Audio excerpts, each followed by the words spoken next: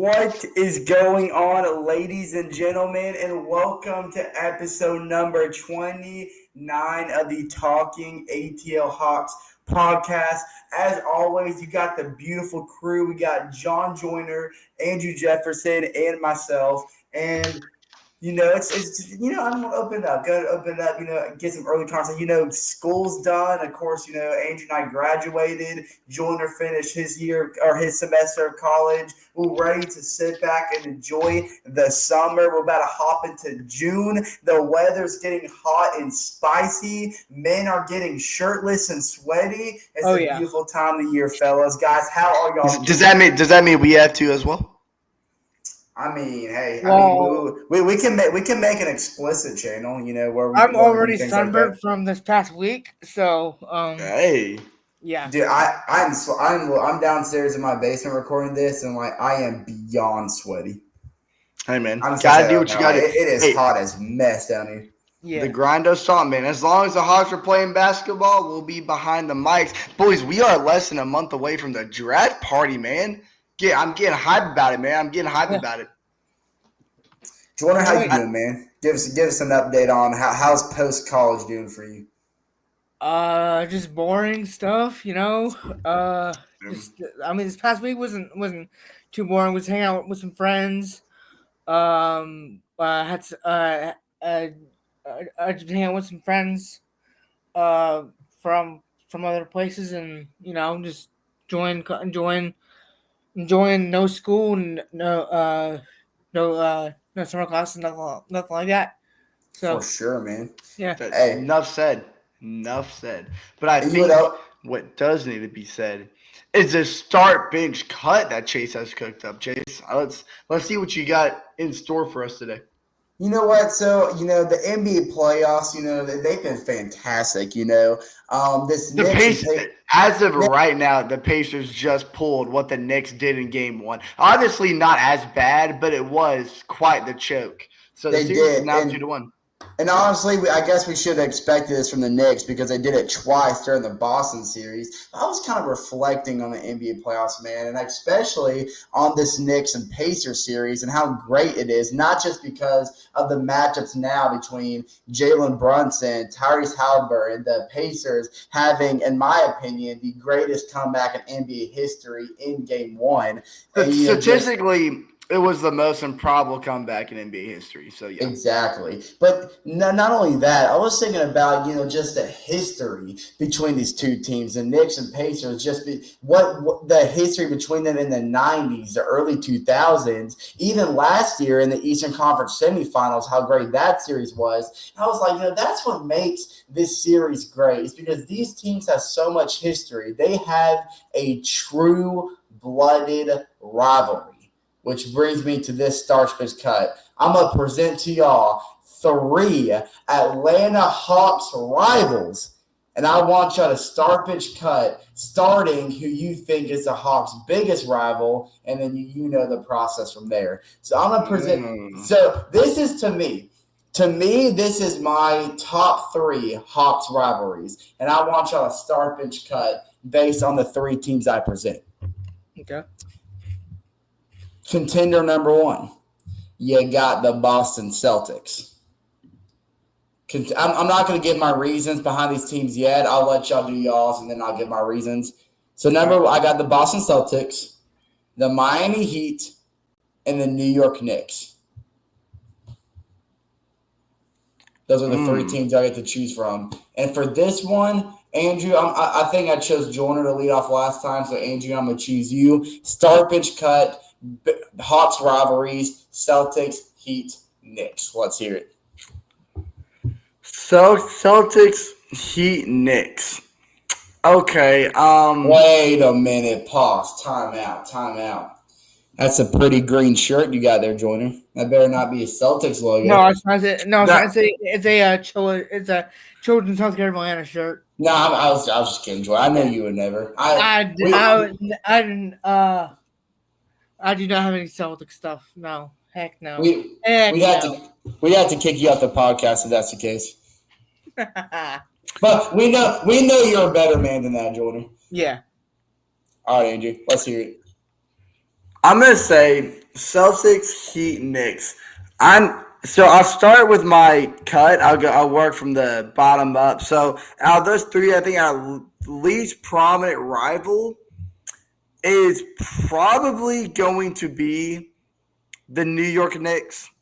And I'm only saying that now because this is just stating this as of right now in 2025. Obviously, with the narrative that is built since the 2021 playoff series, where Trae Young went to Madison Square Garden, won that first round in 5 games, took a bow on the logo, and then that's grown over the years, like this year in the NBA Cup, where he rolled the dice on the NBA logo when we eliminated them in the NBA Cup to go to Vegas. I mean, this has been a long-growing rivalry, but prior to 2021, the Hawks and Knicks, Eastern Conference rivals, sure. I mean, we've had some intense moments back and forth. We had that 4 overtime game back when Carmelo Anthony was at the end of his career and Dwight Howard's on the Hawks. We've had our moments. We've had our fun times. But the rivalry really it's still in the growing stages. It's fresh, and it's really not that the Knicks hate the Hawks. It's that the Knicks hate Trae Young. So if Trae Young ever leaves the Hawks, that hatred is not going to go with the Hawks. It's going to follow wherever Trae Young goes. So to me, that kind of eliminates the whole New York and Atlanta rivalry. Is just a Trae Young and New York rivalry, if that makes sense. So I think in terms of franchises, I don't really see the Knicks as a rivalry. I mean, I hate them for a lot of other reasons. Right. But in terms of our when you said both franchises together, not so much. Secondly, I'm going to go the Miami Heat. I think I'll go the Miami Heat here, obviously, in at least first, which that might surprise some people because the Celtics are not in the Southeast Conference like the Miami Heat are. The thing with the Miami Heat is it's been like, I don't know, it's kind of like the Miami Heat rivalry with the Atlanta Hawks, it's been kind of like an angry and like continuous rivalry because you've had like obviously Southeast titles. I mean, you look at the mid '90s to the Steve Holman mockery Game 7 Classic that happened in 2008 when he was mimicking I'm Dwayne Wade or whatever. You know that famous clip that I'm talking about. Yeah. I don't know, man. I kind of want to switch my answer, but I kind of don't because the Miami. They've had. I mean, you even look at the NBA playing game that happened this year. That overtime finish. That was a very intensified matchup between the two teams, and we've met them in the play-in before. Back a few years ago when we beat them in the play-in to go play the Boston Celtics in the first round to where we eliminated. It was the same year where we knocked the Miami Heat to the 8th seed, and they made their NBA. Final run and lost to the Denver Nuggets. Yeah. So, I mean, there's a lot of history because we're division foes, but I think when we're talking about pure rivalries for the Atlanta Hawks, I'm looking for the most, I guess, significant moments and like the moments that bring out the most, I guess, hatred towards each other. And to me, that is the Boston Celtics because over the years, these teams have dealt with some there's been memorable blowouts. There's been a lot of playoff history between the two teams. And then you go look, I think the defining moment as why I'm putting the Celtics at number 1 here is you look at games 6 and 7 of the 1988 Eastern Conference semifinals. Cause it's gonna, cause that's a series, the Hawks point guard Doc Rivers was really prominent during that time. Of course, that the Celtics ended Dominique Wilkins' chances at NBA Finals because Eastern Conference Finals history there.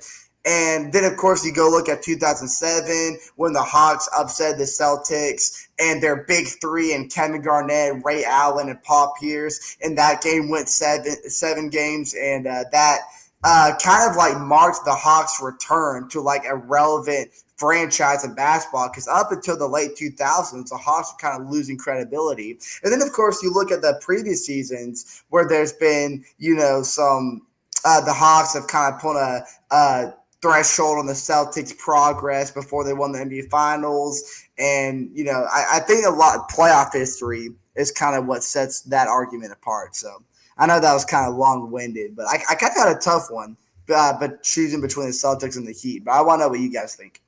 What you got, Jordan? Okay, so I'm probably gonna go straight off bias. But I'm gonna cut. See. Okay, so now Andrew said I like talking. Now I'm confused about who I want to cut because I mean, you made great points with all your stuff. But okay, I'm just gonna go straight with him. I'm gonna like the. Okay, so are we saying like favorite cutting is like the least less known rivalry? Yeah, cutting was like the least intense rivalry out of the three. Okay, so I'm gonna start the Heat just because y'all know I don't like a certain player because of how much he drops points on us. Does his name rhyme with Hyler Tiro? Yeah, I do not. I do not like Tyler Hero. Y'all both know this.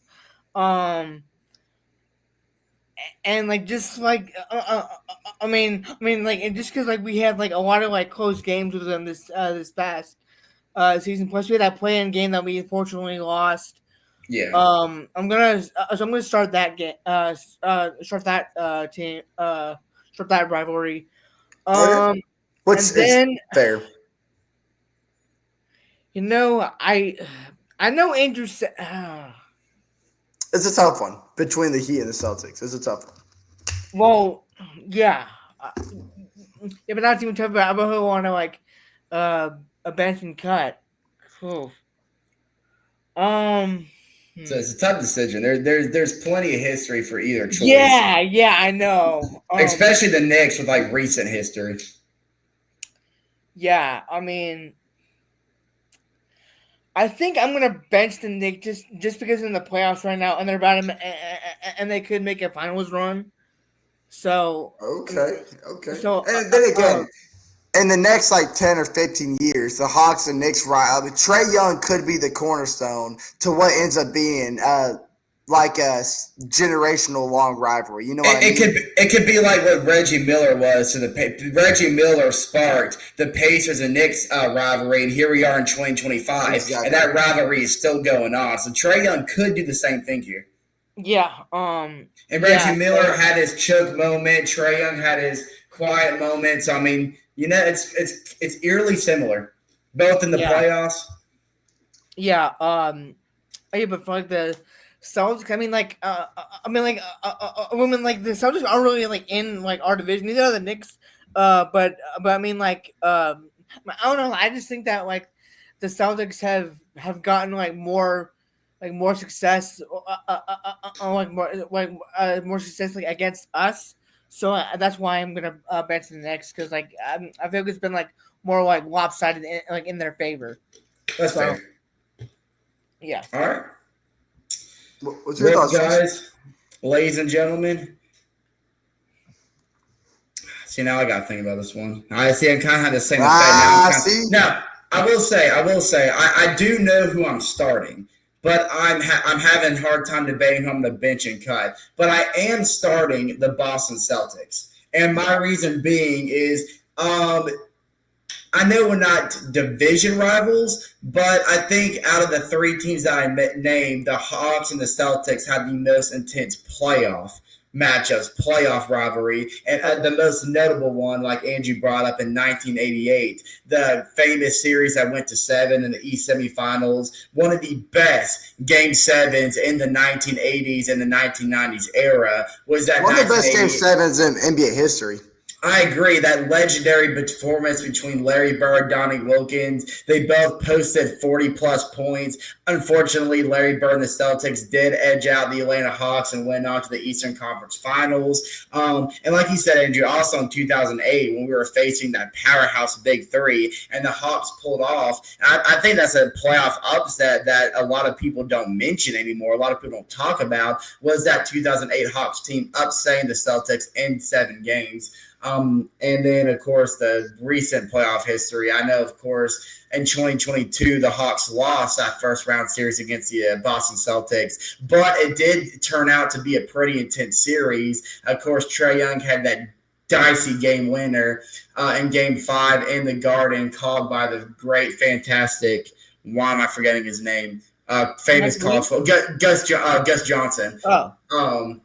And then DeJounte Murray's clutch three to steal Game 3 back in Atlanta. Exactly.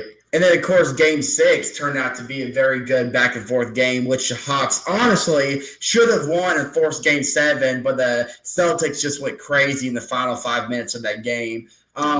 So I think because of just the great playoff history and the intense playoff matchups the Hawks and the Celtics had, of course you can look at 2016 and the first round of the Eastern Conference playoffs when the Hawks defeated the Celtics in 6 games. One of Kyle Korver's best performances came in Game 2 of that series. Absolutely. That's another example. So that's why I'm starting the Boston Celtics. I think I'm going to bench the Miami Heat. I think not only do the Hawks and the Heat also have pretty good playoff history, of course, in 2009, 2022, but we're also, division rivals, obviously, of course. Like, this is the only division rival on the list. So we face each other many times throughout the year, and you always have moments that get very intense and heated, like especially this year. Middle of the season when the Heat came into Atlanta and the Hawks won, there was a but there was a confrontation between the Hawks and the Heat fans after the game. This isn't good for the Atlanta Hawks, but I do remember this moment pretty vividly when Trae Young, I think this was in 2022, when the Hawks traveled to Miami. Trae Young hit a clutch and one. And then he looked at the crowd and said, "The game's over. It's over." And then it was one of the craziest collapses I've ever seen in my life, where the Heat came back and won. They scored 7 points in like a minute and a half to steal that one from the Hawks. That one hurts, but it adds to the rivalry history. So I think that's one. You had DeJounte Murray's game-winning 3 last year, the buzzer beater. That was pretty cool. Oh, my gosh. That was incredible. So, of course, that's why I'm going to bench the Miami Heat. And then I'm going to bench the New York Knicks for the same reason Andrew said. I think it's the Hawks' most intense rivalry right now. But in terms of history, it actually didn't really start till 2021 between that fantastic Hawks and Knicks Eastern Conference, but when I say fantastic, the Hawks 1-5. It was fantastic for us. It had some great moments. It had Trae Young's game-winning floater in the final seconds in Game 1, where he did the infamous, that series had the infamous hush moment. That's when they started calling it the quiet place. Trae Young's second home. And then, of course, in Game 5, when Trae Young took a bow at center court when he hit the game dagger 3. And then, of course, this year when, like Andrew said, the Hawks eliminated the Knicks in the in-season tournament that kept them out of Vegas, trying to roll the dice at center court. You had the game, the regular season game, when Zachary Richardson had his first 30-point performance, and then Trae Young went over the intercom mic and told all the bandwagon fans to hit the exits. All those kind of moments that were just fantastic. And I really do hope that this is a rivalry that stays, because I think just the history and the contrast between Hawks fans and Knicks fans it's very entertaining. It's good for the league. It's good for the game. And I would love to see this rivalry continue. So that's my list. So me and Andrew had the same list. Joyner had a different list, but for good reasons, all for good reasons. Yeah. That's being said. And I think now that we had that out of the way, Andrew did say that he has a interesting trade proposal that he wants to discuss. So I think this could be a good conversation piece. So Andrew, go ahead and present this trade proposal. We'll kind of break it down. All right. Sure. So I think it's important to note for y'all who are watching online, or for just basketball fans in general, because I think this is something that's being overlooked right now, mainly because of the whole, the unknowing future of the Atlanta Hawks and where Trae Young is going to shift. Either he's going to stay his tenure in Atlanta or place it elsewhere. But I think people forget that Atlanta is still going to be a team that is worth watching. And a lot of people are going to point to the potential of that Trae Young trade. But honestly, as of right now, a Trae Young trade does not seem likely. And Atlanta may just move forward with this core of Trae Young, Dyson Daniels, Zachary Richardson, Jalen Johnson, and Onyeka Okongwu. Because if the Hawks decide to do that, they definitely need to improve the bench in big ways this offseason. And due to the NBA's, it's one of the new rules that they've came out with, you're going to see a lot more 3-team trades between teams, so that way salaries can move around because teams now have to find ways to pivot around the salary blocks that the new NBA rule proposed. Or I don't know the details about it. I just know that a lot of 3-team trades are probably going to be seen more frequently throughout the offseason. And so using those, Atlanta can try to go out there and attach, big deals and add some pieces to their bench. And if they opt to move forward with the starting five that I just mentioned, I think the biggest improvement that the Hawks need, and I think we can all agree because this has been a big issue for the last few years, is the Hawks need interior defense. They need interior defense. They need front court depth. They need better shooting and maybe like a backup lead guard that has better ball handling skills. Because we need a better 6-man coming off the bench. And I have to say, this is not the best free agent market to be filling those needs, to be honest with you. So the Hawks are going to have to look at the trade market if they want to make some of those prominent moves. So, of course, NBA experts have been kind of dancing around for each team, seeing what potential trades could be made. And I saw a new one on Sports Illustrated that I'm about to read to you guys right now. So, it's a 3-team trade that involves the Hawks, the Lakers, and the Cleveland Cavaliers. The Los Angeles Lakers will acquire Jared Allen, Terrence Mann, Isaac Okoro, Gorgeous Niang, a 2027 second-round pick, and a 2029 second-round pick. That is a load and a half for the Lakers. That includes 2 draft picks. That's insane. I know. And Jared Allen on top of our bench and 2 other draft picks. The Cavaliers. If I'm a Lakers fan, I would be ecstatic for that package. Yes. So the Cavaliers, get this though, this is really good too. They acquire Rui Hachimura, Dalton Connect, Shake Milton, Maxi Kelber, a 2030 first-round pick, a 2030 second-round pick, an unprotected 2031 first-round pick, a 2031 second-round pick, and a 2031 second-round pick from the Cavaliers, from the Lakers. So that's a whole lot of draft picks. But losing Okoro and Jared Allen kind of takes away their entire defense then. But you get depth with Roy Hachimura, Dalton Connect, and Shake Milton. But I don't think depth was ever their problem. Well, did you not just hear the amount of draft picks the Cavaliers were getting? I just don't think that's worth it. That's planning for a future that's right now. They're in win now mode. They don't necessarily need draft picks. Well, you can still win now and then have your future set up with a crap ton of first and second round picks. But that's what made the Cavs really dominant this year was defense. Of course, they had the defensive player of the year on their team, and you're just losing that. Plus Okoro, who's also a really good defender. So yeah, they could. Offensively, they could still compete now, but they're going to take a big hit defensively if they make a trade like that. Now, I will say Roy Hachimura is also a pretty solid defender, but it's not going to fill in the hole that they're going to lose if they give up Okoro and Jared Allen. Well, let's talk about why we really care about this trade proposal, and that's what the Hawks get out of this. Now, the Hawks would receive Jared Vanderbilt and Max Strus. That's it.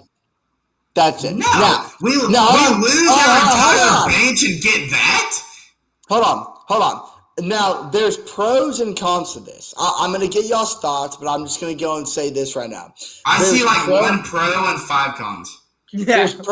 There's pros and cons. Let's talk about how the Hawks would benefit from a trade like that. So, of course, they get better front court depth, which is something that they drastically need, and they can move away from Terrence Mann's contract. Because something that we didn't notice, or that we haven't really noted, is that Terrence Mann, because of how well he played in that 2021 playoff series, got a big contract extension that is still on him today. So we get relieved of his contract. Well, what's the contract?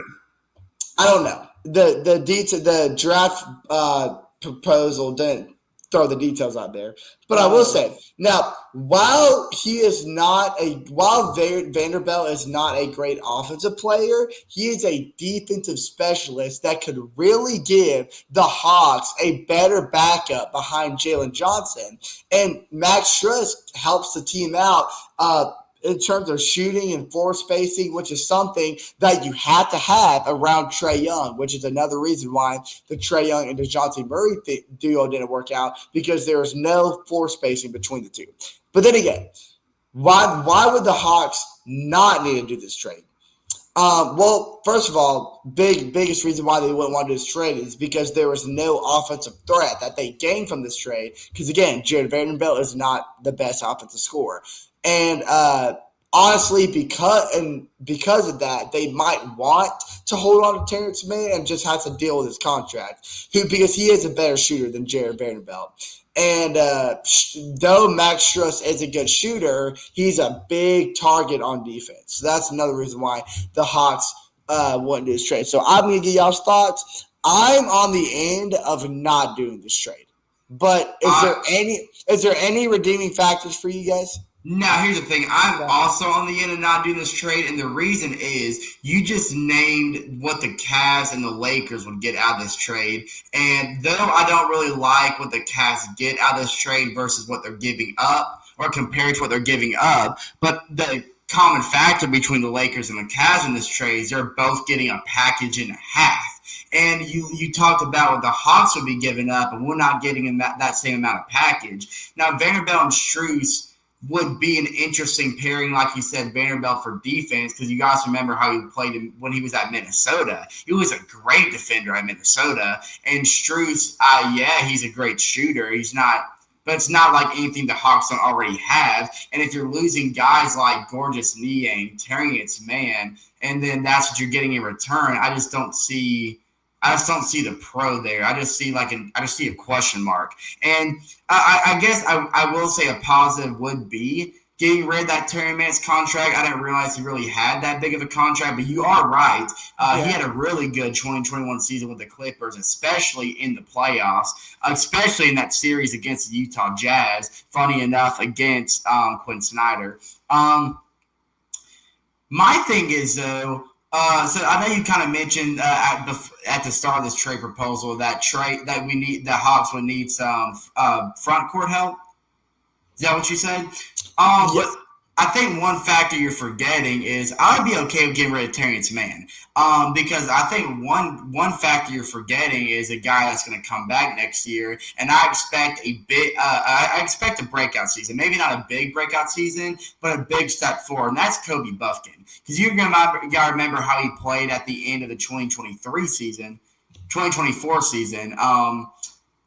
He played fantastic. He was fantastic off the bench. He was playing some of the best basketball he ever had. And he was getting really good minutes off the bench. And we saw that same kind of performance from him at the start of last year, of course, before he got in that season-ending injury. So as long as he can recover well, he has good physical training, and he doesn't really lose that flashiness and playmaking that we saw prior to his injury. I think he's going to have a breakout season. I think he should get pretty good minutes coming out the bench. I think Quinn Snyder's going to use him pretty well. I think he can be a very effective player for the front court behind Trae Young. So if that's the case and that does happen, that makes that trade even more unnecessary. So the only positive I could see is the defensive side. I'm not too big about Max Strus. Jared Vanderbilt, I'd actually really like just in general. But other than that, I just see the trade really lopsided in terms of what we're losing and what we're getting. What do you think? No, Chase. I think you said. I think it's just very lopsided, like on the side of the Lakers and the Cavs, especially. And like also, I don't think that the Cavs should do that trade, considering like they'd be giving up their best big man for just a bunch of picks that may or may not work out. You know, right? Exactly. Never know. So I mean, I think the Hawks obviously like no, that's not enough. Well, for both people getting up, no. Exactly. I think in terms of the entire trade, the Lakers just completely fleeced the Cavs and the Hawks. No, I will say, to play devil's advocate, just to spark the positives here is, yes, we're losing Terrence Mann, but we are relieving that big contract. Yeah. And yes, we're leaving Gordon Niang. Gordon Niang was a fun player to have. He got hot at some really significant times, and he had some great moments where he dropped some 20 pieces out of nowhere because he's a guy to help us build big leads, but it's not an asset that we necessarily need on the team. I would love to have him back next year. I really would. Well, me too, but I'm just saying, but Max Strus would be what Gordon Niang is for us, and he's a little bit quicker. He's a little bit quicker too. But I will say, Gordon Niang was a very underrated defender for us last year. His interior defense is not as bad as his body makes it look like it would be. But Max Strus, a lot more athletic and a better shooter. I will say, though, one player that is on the Hawks bench that was not mentioned in that trade is Karis LeVert, meaning Karis LeVert would return, and pairing Karis LeVert with Jared Vanderbilt coming off the bench whenever we need to relieve Trae Young, Jalen Johnson, yada, yada, yada. That would be a fun duo to put in a bench five right there. And I think that's what the Hawks are really, what that'd be like the key factor for the Hawks in that trade is you keep the offensive explosiveness that you want from Max Strus, Karis LeVert, and of course, other players that we have on the bench like Clint Capella. But because imagine the interior defense with Clint Capella and Jared Vanderbilt to relieve Onyeka Okongwu and Zachary Richardson. That would be incredible. And Muhammad Gay. Yeah, exactly. But I will say another thing that I would add to that is something that we have to look for in the future is because one thing that I mentioned before is one thing that the Hawks really need to keep their eye out for this year is somebody better, a better point guard, a better ball handler to be that sixth behind Trae Young. So a quality guy like Trae Young to lead the way while he's getting a short rest. And I think a guy that we saw flashes of last year, and especially at the G League level, that I think I really want the Hawks front office to pour minutes into this kid because he is a special talent, and that's Keaton Wallace. I think Keaton Wallace could be that asset behind Trae Young because he's got good ball handling, he's got good playmaking abilities, and he is a good scorer off harsh contact, and that's something that Trae Young isn't exactly good at when it comes to harsh contact because he can't finish at the rim explosively unless he's throwing some finesse in there, but Keaton Wallace can. So it's a guy that has Trae Young abilities, but with his own arsenal to him, something that Trae Young can't do. So you get the best of both worlds with Keaton Wallace. But I think another really big issue with that trade is, like you said, you look at what the Cavs get, you look at what the Lakers get, and they get draft pick galore. And the Hawks get no draft picks, and we're actually sending some of our 2029, 2030, 2031 draft capital amongst the Lakers and the Cavs. And the Hawks, as it is right now, don't have a lot of draft capital. So I don't see us in a position to where we can afford to give up any more draft capital or else we're going to left empty-handed for years to come. So there's a lot of pros, but I think there's more cons that outweigh the pros here. All right. So I'm sorry, who was it that proposed this trade? Like, where did this trade come from? It was let me see. It was you can find it on Sports Center. It was an analyst by the name of Jackson Caldwell, it seems like. They have him labeled as an NBA trade analyst expert. All right. And he's the one that proposed this trade. All right. Interesting.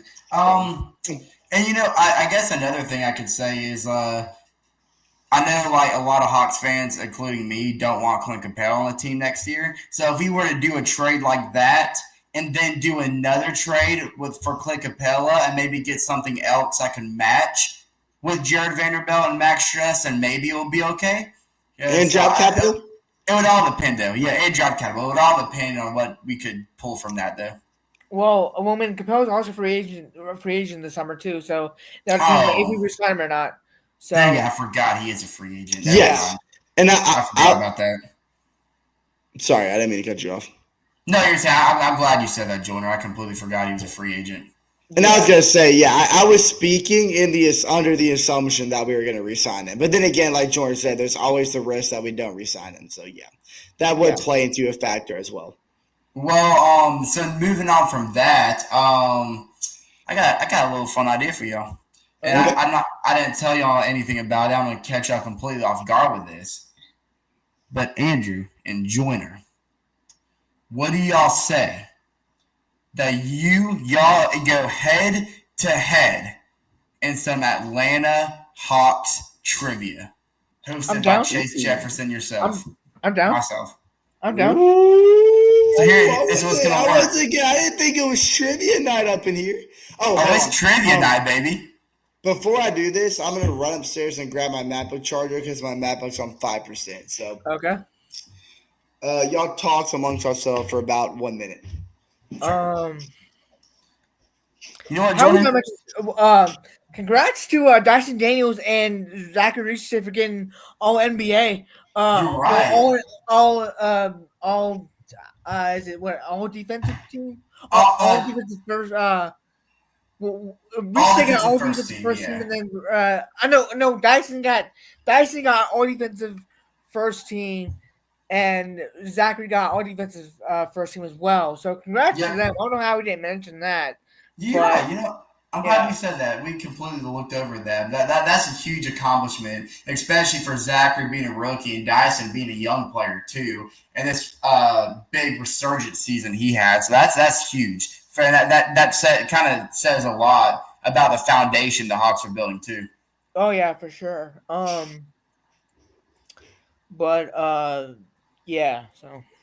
Yeah, that's huge. I'm glad you mentioned that. That's definitely worth mentioning for sure.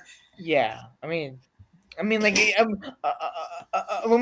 is some Hawks news, and there's dead time that we got for the next couple weeks, but yeah, exactly. Andrew, are you with us? Does he have his headphones on? I don't think so. Oh, he's plugged in his MacBook. Yeah. This guy. This is that awkward moment in the podcast where that's a good thing about this podcast. It's like you get to see everything like as it is. Like you see it as it's happening. We are back in business. Live, but Jordan just did the great service of I'm glad he said it because I don't know how we'd even like mention this in the episode.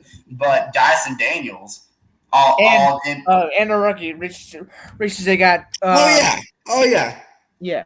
So, how dare we not mention that? Yeah. So it was a good thing I did, but since it's like the only like Hawks that we've gotten since we got eliminated from playoff contention, but very, very surprising news. Well, no, I'm sorry, not surprising news. Yeah. Very awakening news. Yeah, exciting news. There we go. I don't know why I couldn't think of that. I said awakening before exciting.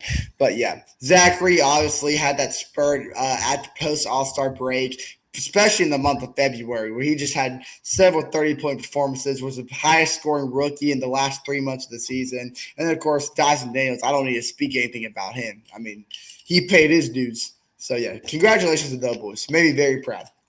So fellas, it's trivia night, baby. Okay. And this is how it's gonna go. Very simple. I have a list of 10 questions, and whoever gets the most points at the end 10 questions win. But if y'all tie, y'all go to a sudden death, where I just ask more questions, and whoever gets it right first wins. Now this is how you get to answer the question. Okay. You're gonna have both hands down. I'm gonna say the question, and then when you think you know the answer to the question, you're gonna raise your arm up, and whoever's arm I see go up first gets to answer first, and then y'all just keep answering it back and forth until someone gets it right, and whoever gets it right gets a point. Let's do it. Y'all think you're ready, fellas? Absolutely. Yeah.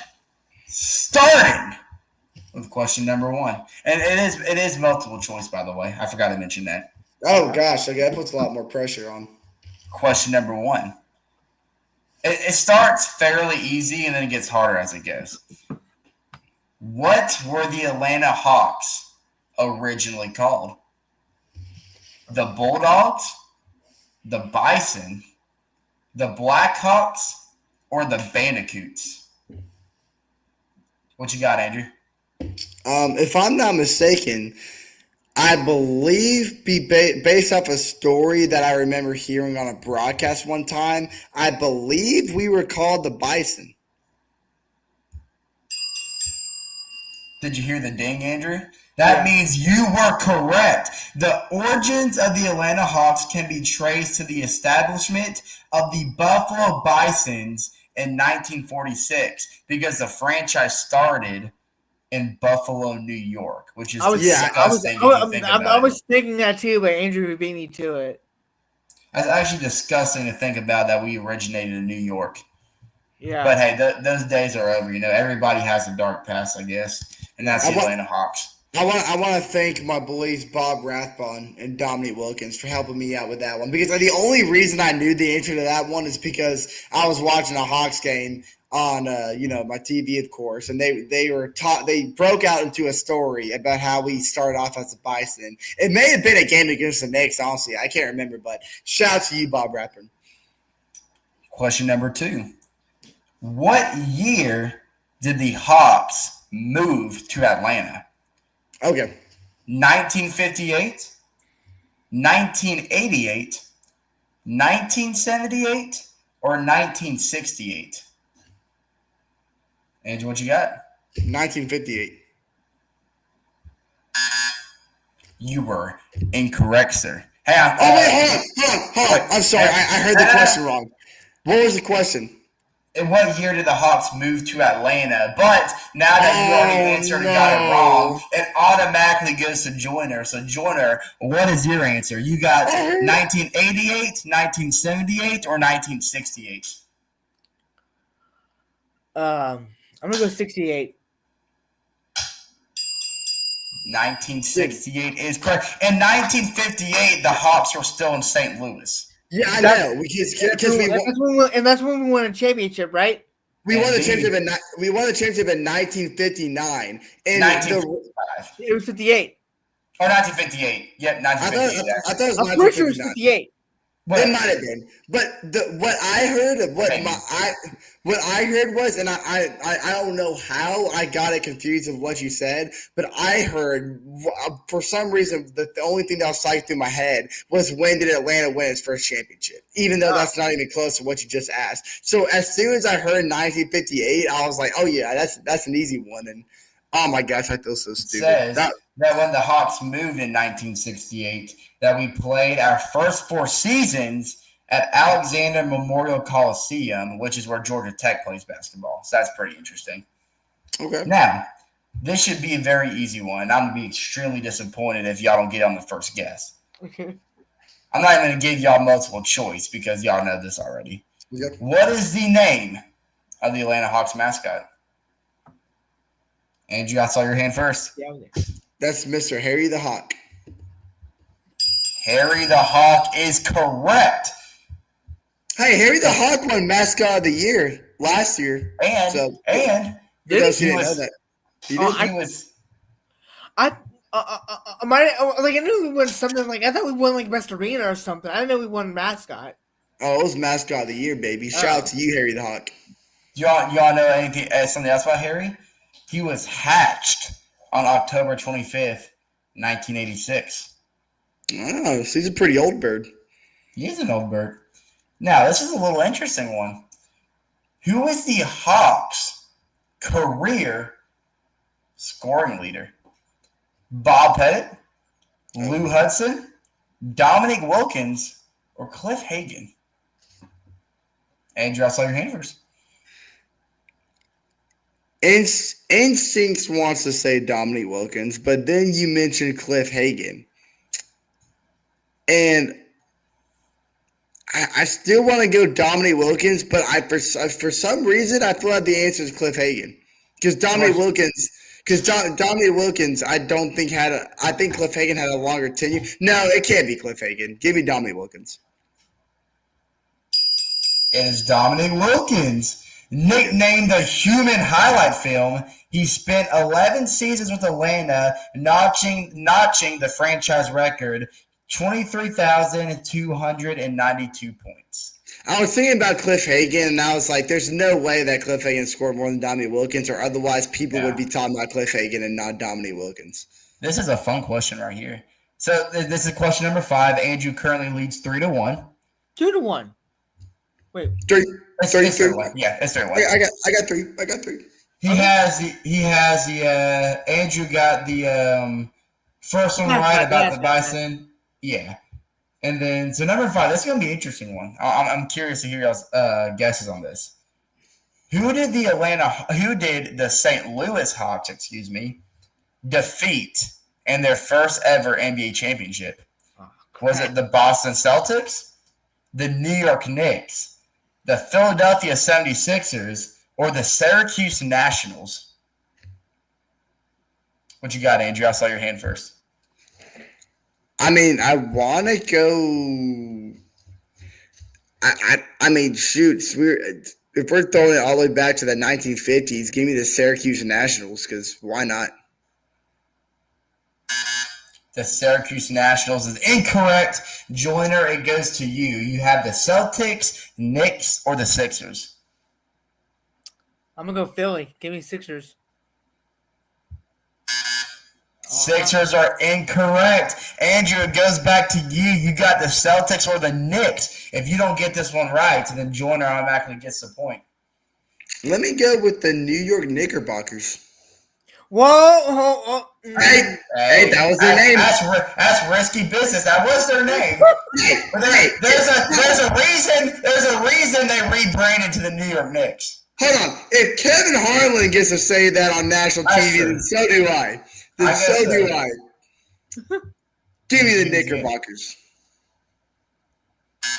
That is incorrect. It was the Boston Celtics. What? Baby, it was the in 1958, by the way, that's when the finals happened. The Hawks, the World Championship Series pivoted to the Western Division champion St. Louis Hawks against the Eastern Division champion, the Boston Celtics. The Hawks defeated the Celtics in 6 games to win their first ever NBA title. Which just adds to the rivalry. Just saying.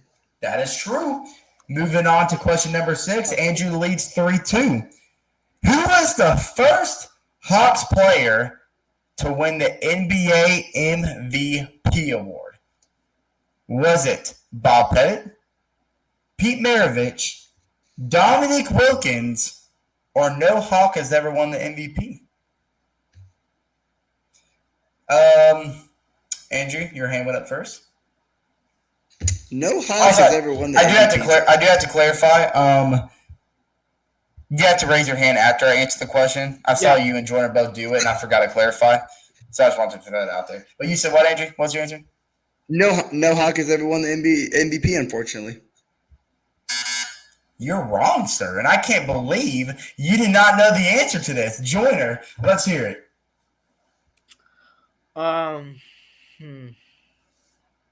on. Again. Hold on now. My instincts want to say Dominique, but I'm going to go Pistol Pete. Not Pistol Pete. It's either Bob Pettit or Dominique Wilkins. Andrew, which one was it?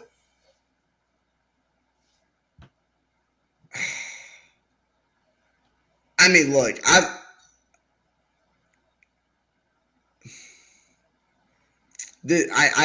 know Dominic didn't win the MVP.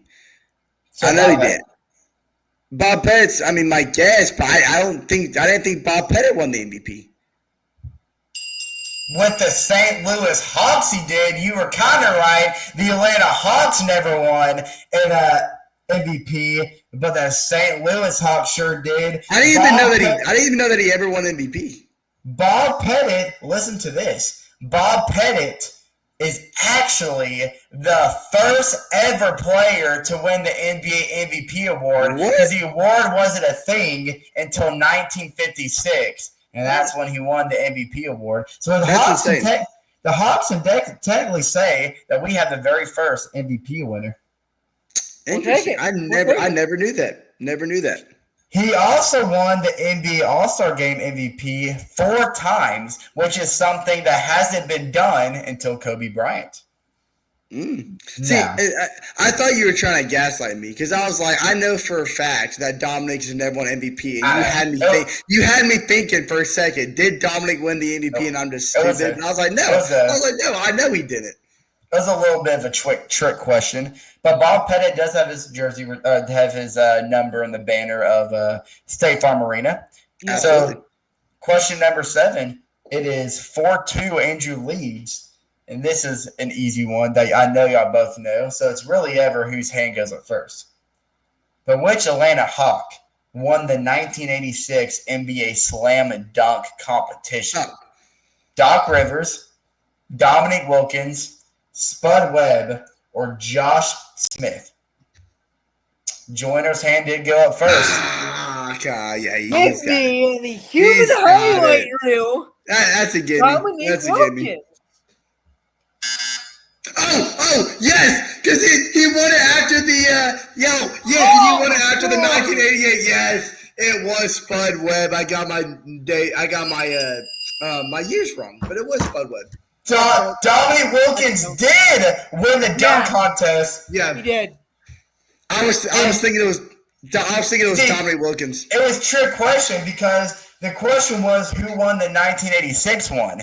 Dominique Wilkins won in 1985, the year before Spud Webb won. And I'm not going to lie, that kind of got me too. I was thinking it was Dominique Wilkins. I was confident too. Hey, look, I'll be real.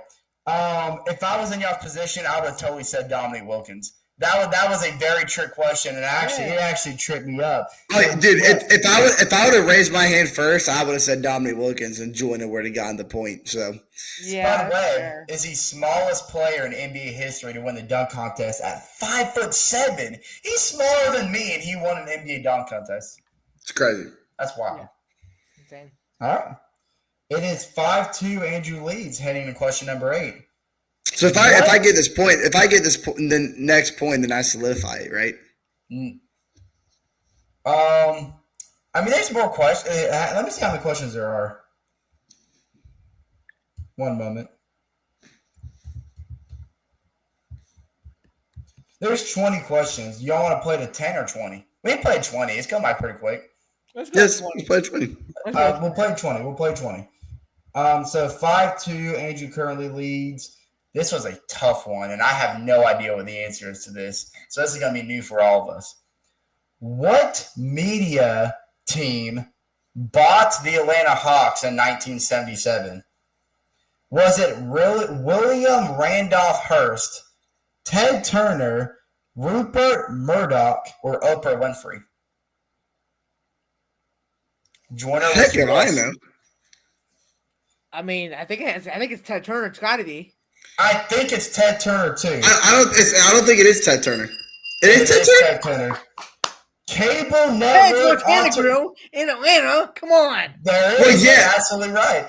Cable network entrepreneur and Atlanta Braves owner Ted Turner bought the Hawks in 1977, partially to provide Turner for cable Field channels. on Atlanta Braves field. Come on. Well, I know that, but that's why I didn't think that he bought the Hawks, because I figured I would have heard about that somewhere, but I've never heard Ted Turner correlate with the Atlanta Hawks. So I think TBS is Turner Broadcasting. It is, which is why all the Braves games at the time were on TBS. Yeah. Mm-hmm.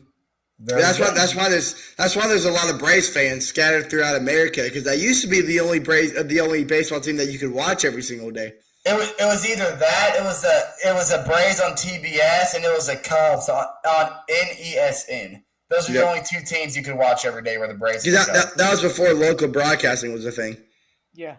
Now, number 9, Andrew leads 5-3. Who was the first Hawk with more than 200 steals in a season? This is interesting. We got this question after the season Dawson Daniels just had. But who did it first? Was it Mookie Blaylock, Dominic Wilkins, Doc Rivers, or Lou Hudson? Who is it, Andrew? That goes to Doc Rivers.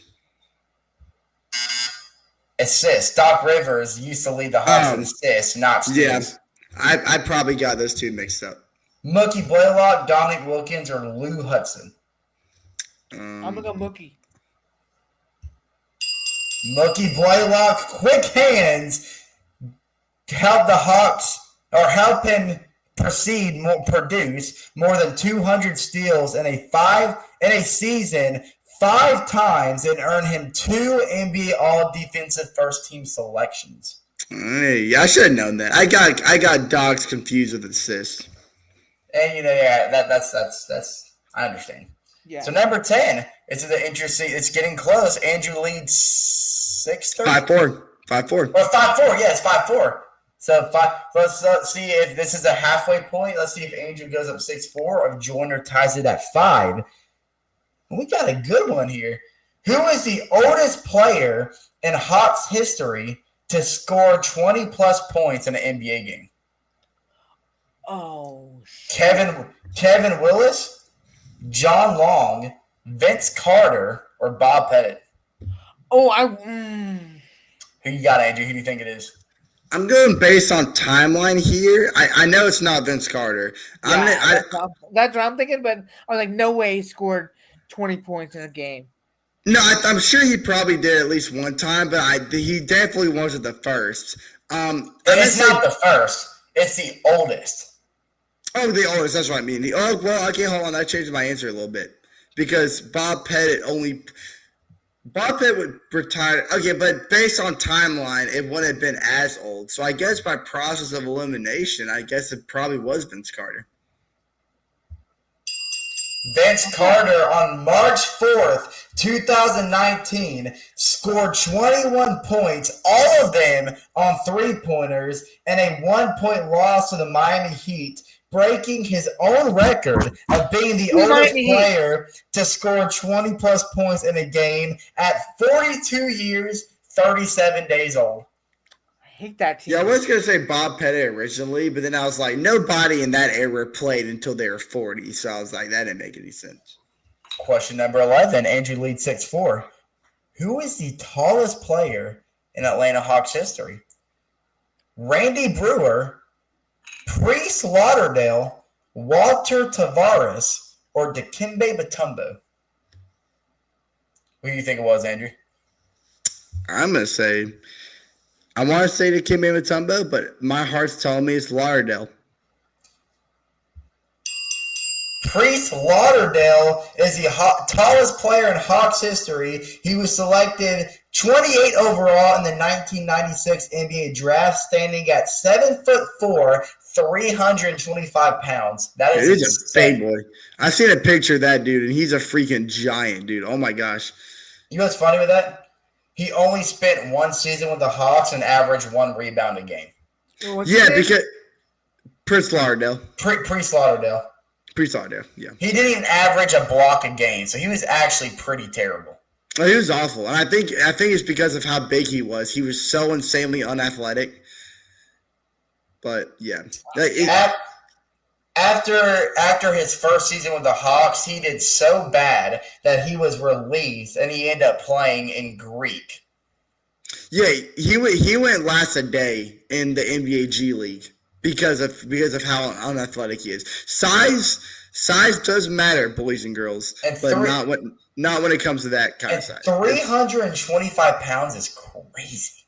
That's like Luka Doncic size. That's what I'm saying. Like there's no way his vertical had to be negative. Like every time he jumped, he probably went down.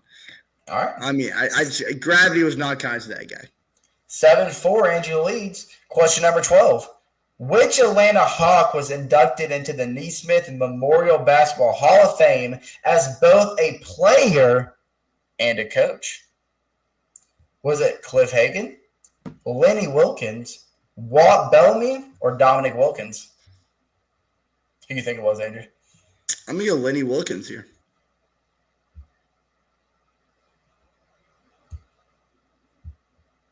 Wow. Guess we'll never know. This is very anticlimactic. It's not. That wasn't to your question. That was to another question. Oh, okay. Let me rephrase. Refresh the page. Okay. I love my boy Lenny Wilkins out here, so I'm gonna give him some love. Lenny Wilkens was correct. Andrew is on a roll. Lenny Wilkens was a combined 13 NBA All-Star as a player 9 times and a coach 4 times. He was a 1993 Coach of the Year. And yeah.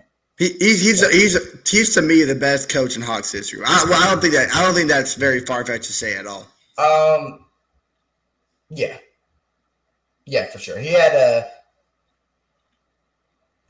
at the time of his retirement, actually, he was the winningest coach in NBA history with 1,332 victories. Way to go, brother. Moving on to question number 13. Andrew, you lead 8-4. Who was the first Atlanta Hawk to win the Sixth Man of the Year award? Was it Alan Henderson, Josh Childress, Jamal Crawford, or Dion Glover?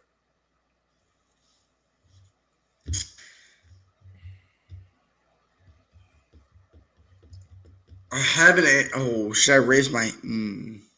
Yeah, I kind of want to play strategic here though, because I'm not 100% certain on my answer here.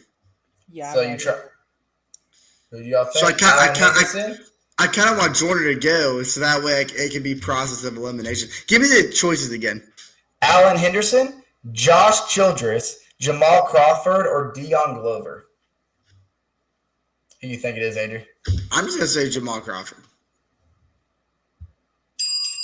Jamal Crawford. Jamal Crawford is regarded as one of the best ball handlers in NBA history, and along with Lou Williams, the only 3-time NBA Sixth Man of the Year award winner, according with the Atlanta Hawks. I was just thinking about it because the other 3 you named, I could never see winning Sixth Man of the Year. And Jamal Crawford was such a generational talent off the bench, especially in his time in Atlanta. That's when he made a name for himself. So the stars were aligning. It just made sense. But hey, it's not over. It's only 9-4, 1 question 14. 6 questions left. Which player had the most rebounds in his Atlanta Hawks debut?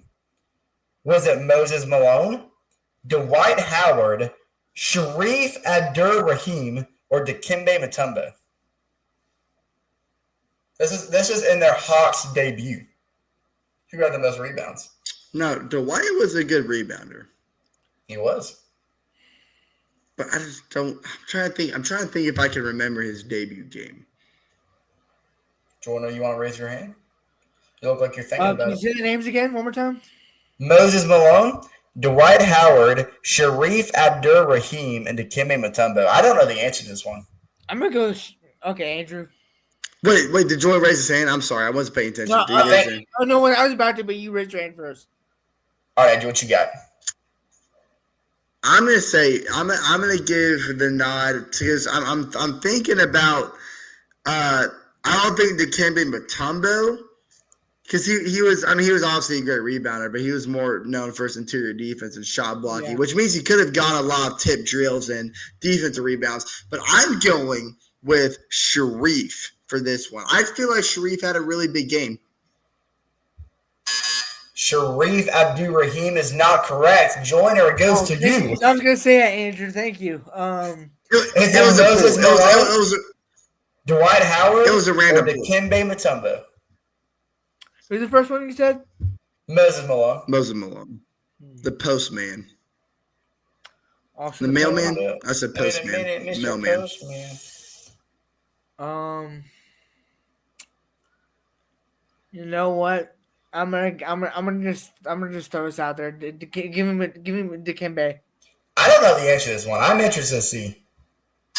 It is not Dikembe Mutombo. It's either Moses Malone or Dwight Howard.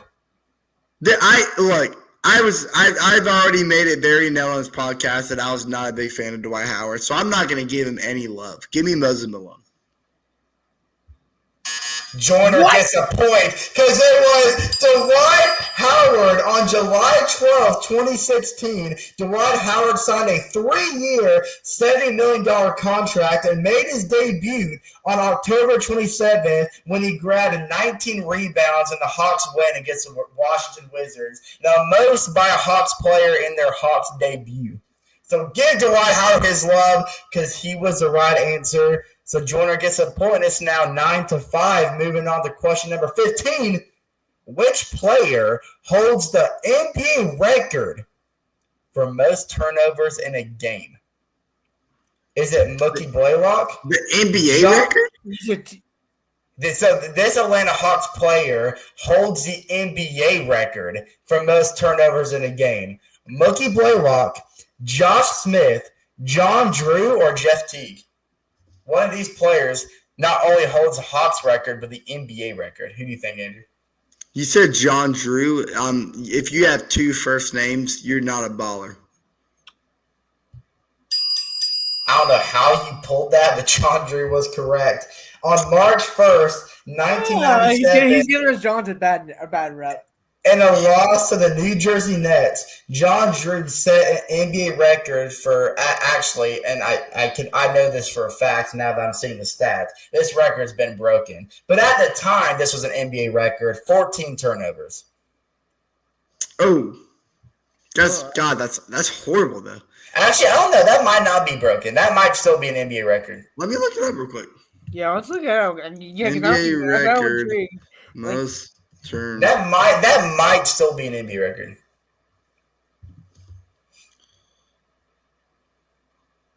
Okay, so John Drew does still hold it, but somebody else.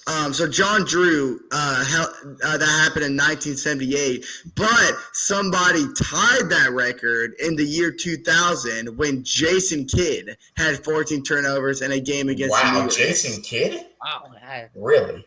And that was when Jason Kidd was in his prime too.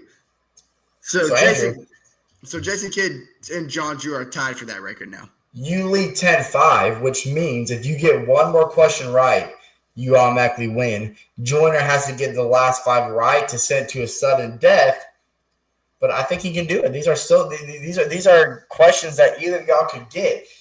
Who was the first Hawks player to win the NBA Rookie of the Year award? Was it Bob Pettit, Dominique Wilkins, Pete Maravich, and Al Horford? Joyner, what's your answer? So you said Bob Pettit, Dominique, Pete Maravich, or Al Horford? Oh shoot. Okay. I think I know the answer, but I've got 3 that I've got 2 that I'm locked in on. I think I know the answer.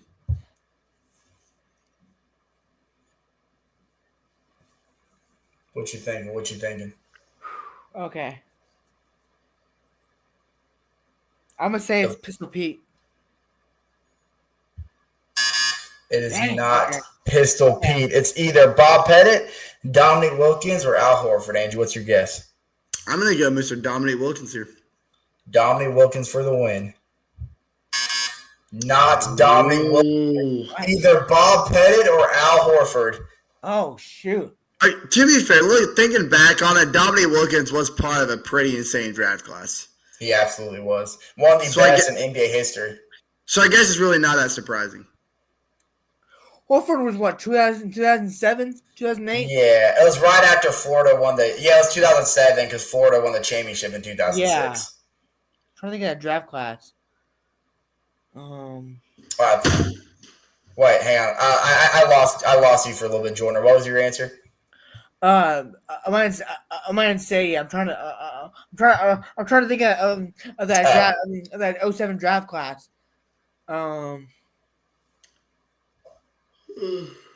I think I know the answer. I think I know it too now. No, I just spent some time thinking about it, and I think I know. Wait, 07? I think that's when he was drafted because Florida did win the championship in 06. I think he was drafted the year after Florida won their championship. Al Horford was drafted in 2007. Okay. That was the Kevin Durant draft then, right? Well, no, it wasn't. Yes, wait, maybe. I thought Kevin Durant was later than that or after that. Oh, no, Jordan was right. It was a 2007 draft class. Okay, then I'm going to go Bob Pettit. Bob Pettit is correct. He won the NBA Rookie of the Year award in 1954 when they were the Milwaukee Hawks. And he was a second overall pick in the first round of that draft. So Buddy won the Rookie of the Year award and then won the first ever MVP. Oh, wow. So Bob Pettit was a true baller. Durant didn't even win the 07 award. It was Brandon Roy. Oh, God. Wow. Wow. That's interesting. What kind? I wonder what kind of year Kevin Durant had in his rookie season. With the Supersonics. Hold on a minute. Hold on. Wait a minute. The Seattle Supersonics. Oh, wait. Okay, yeah, no, he did. Wait, no. Why did it say? Okay, no. Okay, no. Brandon Roy won it in 06. And KD won in 07. I don't know why Google told KD did win in 07? Okay. Yeah. So we did win it in 07. Yeah. Hey, you know what that means? It's 10-6. Joiner's still in the running here as we go to question number 17. Who is the Hawks' career leader in blocks? Is it Dikembe Mutombo, John Koncak, Tree Rollins, or Josh Smith? Who do you think, Andrew? That's got to be the Mr. Fingerwag, Dikembe Mutombo. It was not Dikembe Mutombo. It's either John Koncak, Tree Rollins, or Josh Smith. Oh, no. I'm sewing, bro. I'm sewing. Jordan, trees are tall. I'm going to go with Tree Rollins because that's a funny name, too. He's got to be tall. What a pull by John Joyner. Standing at 7'1", 275 pounds, Tree Rollins. He's a literal tree. With a franchise record, 2,283 blocks. Buddy is literally a tree. He's literally Groot. He finished in top 3 in block shots 6 times. I guess. I mean, hey. That can't be his real name. That's got to be a nickname or something. His name might just be Tree, and it's spelled exactly like Tree, Tree. But fellas, hold on, no. His name is Wayne Monte, quote Tree. So that is a nickname? It's a nickname. Oh, that's a nickname. Yes. His real name is Wayne Monte Rollins, but it's you know. Hey. I don't know if you can see it. Now we know where his nickname came from. Though. Did not know that. That's new information to me. 10-7 though. Joyner is still in the running. Who holds the franchise? Y'all know this. Who holds the franchise single season record for assists? Doc Rivers, Mookie Blaylock, Lenny Wilkens, or Trae Young? Andrew, I did see your hand first. Yeah, Andrew got it.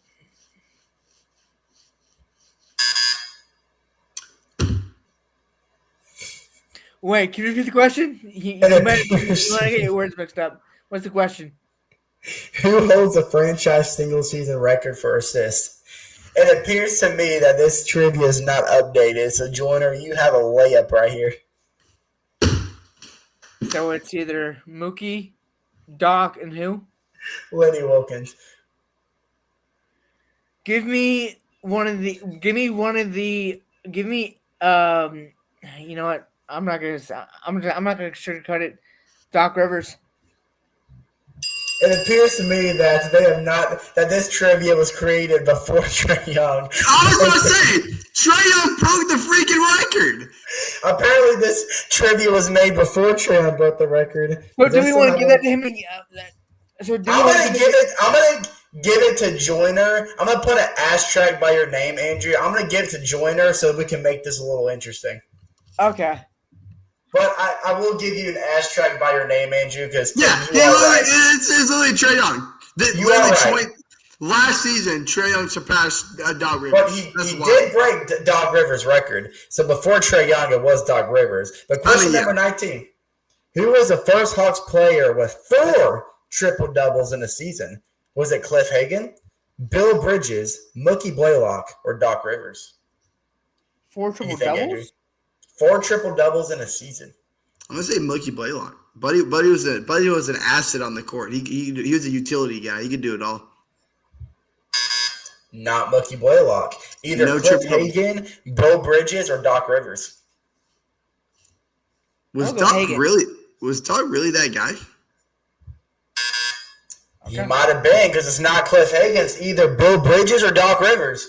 I guess Doc Rivers, man. Doc Rivers must have been. I mean, he was a high assist guy, so I guess that the assist came easy for him. Doc Rivers for the win. Incorrect. It was Bill Bridges, and Joyner is a guess away. Oh, no. Hang on. I got to plug in my computer before it does. This better be a generational comeback. This better be even better than the 2016 Cavaliers. Duh, I'm choking. I'm literally the Knicks in game 1, dude. I'm literally choking, bro. I had the big lead. Andrew, you were up 10-4. Now it's 10-9. Oh my Hey, man, they call me the wheelchair LeBron, bro. I'm kidding. They don't. Wheelchair LeBron. That's Nobody wild. calls me that. He finished the 1969 and 1970 season with 4 triple-doubles. He was a strong rebounder and averaged a double-double, 12 points and 12 rebounds. But we go to If I choke this, 20.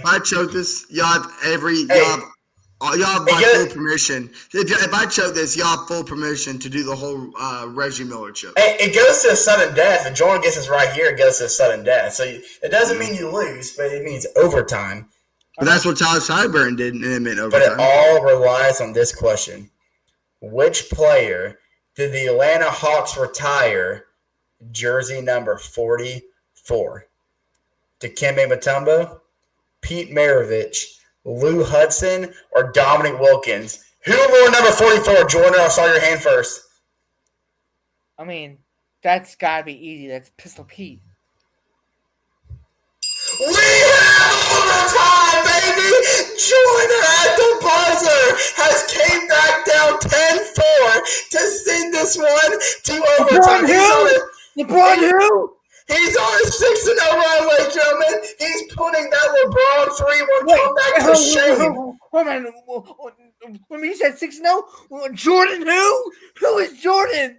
Who is LeBron? Andrew? At the start of this podcast, we talked about the Pacers having the greatest comeback in NBA history, but I think Jordan just broke that, ladies and gentlemen. This is the greatest comeback in NBA history.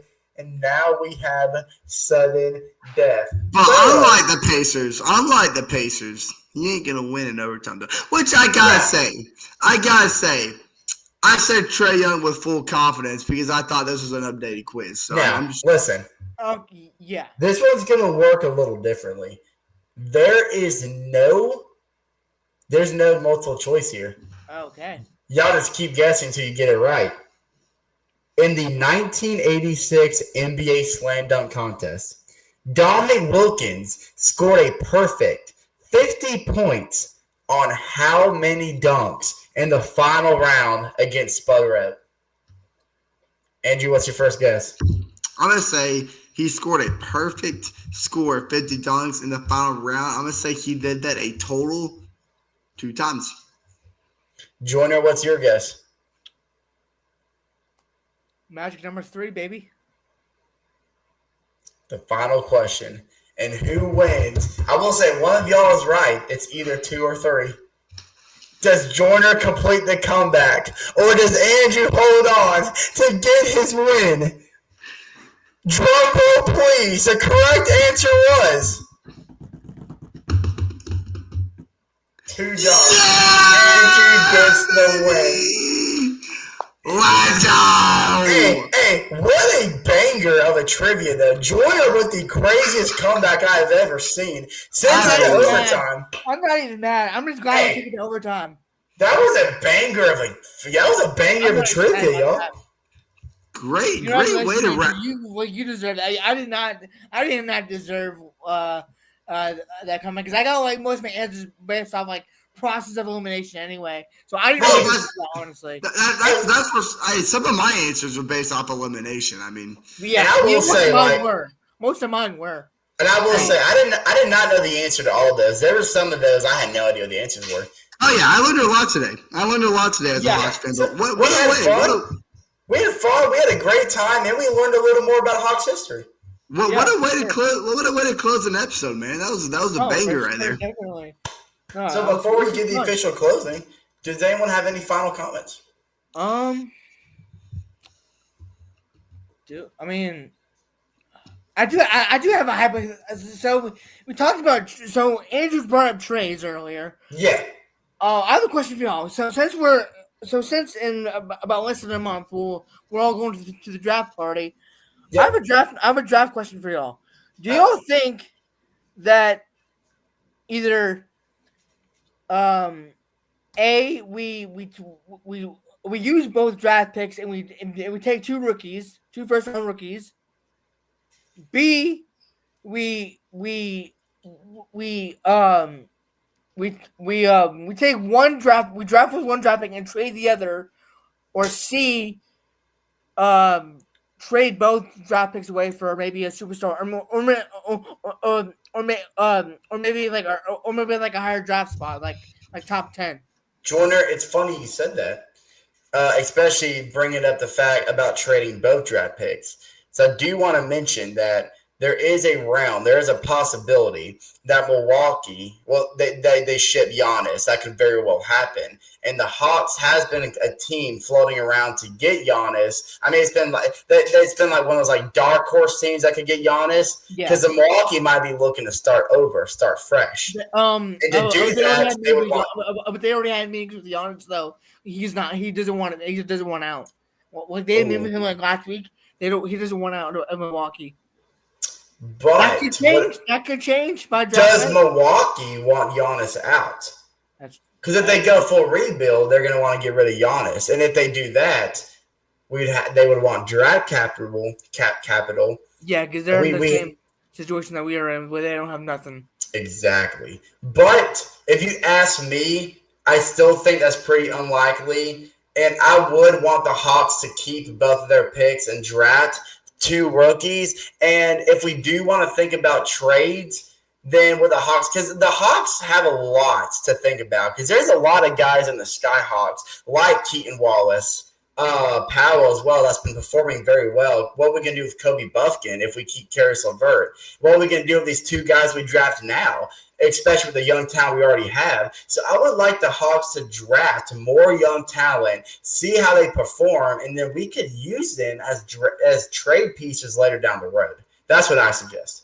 Okay. I think in terms of building for the future and really solidifying what a platform would look like without Trae Young, it'd be in our best interest to use both of our picks and go out and get some guys that we think we could build around the interior that we have right now. So I think we're going to end up using both picks. What do you think, Jordan? I mean,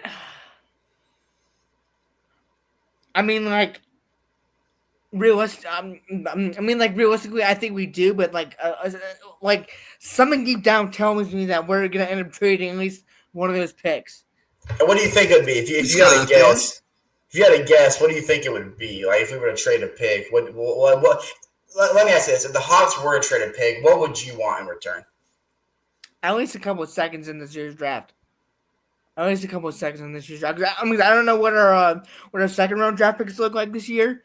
Do we have like one or two? But look, if we get a couple second round picks, I might consider like trading our second first round pick for a couple seconds. I might consider. So I genuinely think that we keep 13 because like why would we trade a top 15 pick? I would keep 100%. Yeah, 100%. But I mean, like since we also have 22, and since that is a late first round, then I think we trade back into the second round and get someone else that will fall, because like someone is going to fall in this year's draft. It always happens. Look, I said it once and I'll say it again. Keep an eye out for my boy Jameer Watkins. He is absolutely destroying the draft combine right now. Yeah, but I think he'll be a late second round pick. So that could be potential. Who knows? Yeah. But he is a point guard too. We are already kind of heavy on point guard, so I don't know. but just keep an eye out for him. But with that being said, ladies and gentlemen, oh, I lost Jordan. Jordan, come back. There he is. Sorry. Any other final comments? No, I'm good.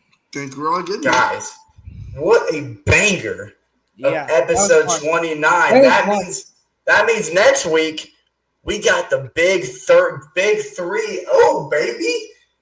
So stay tuned for that. Ladies and gentlemen, we will see you on the next one, baby. Goodbye! And this is where we end the episode.